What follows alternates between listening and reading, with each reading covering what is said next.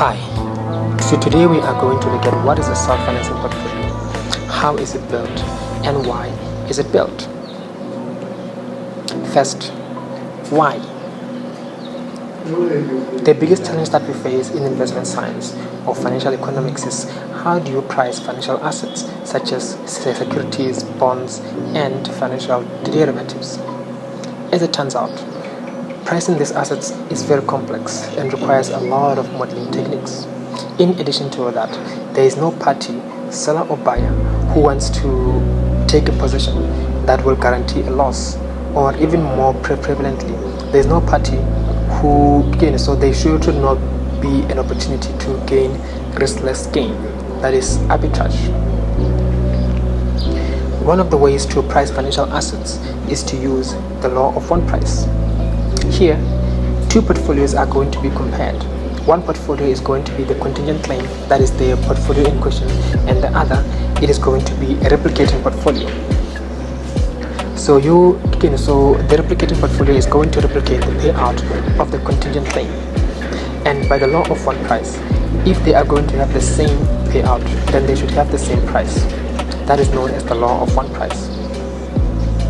So this replicating portfolio, we say that it should be self-financing.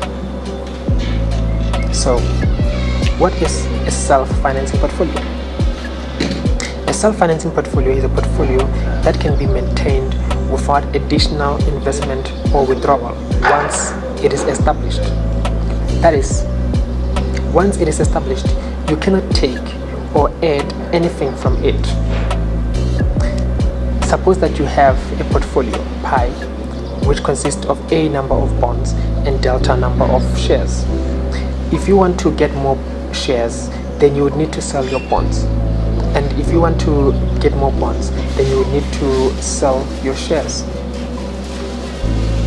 So why would you do this?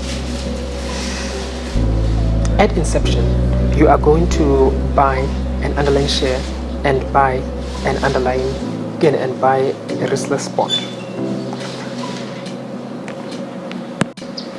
And once you have bought your riskless bond and your shares, you are not going to leave them as they are.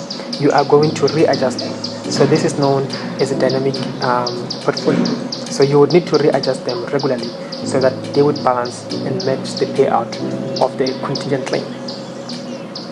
That is, when the value of the share increases, you would need to sell your shares, some of your shares, and buy more bonds so that it can rebalance. Or when the value of your share decreases, then you would need to buy more bonds by selling some of your shares so that you can rebalance your portfolio. So this is known as self-financing. So you are not going to use any external asset to readjust your portfolio. You are simply going to use the portfolios within you are going to use the assets within your portfolio to readjust your portfolio. So this is known as self-financing. So as you can imagine, doing this can be very complex and costly.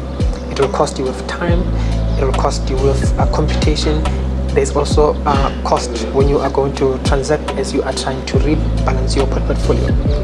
As such, it is not recommended that everyone try to build a self-financing portfolio. So whether you are trying to find an arbitrage or you are simply trying to hedge your risk, replicating strategies are not recommended for everyone. Thank you very much for making it this far.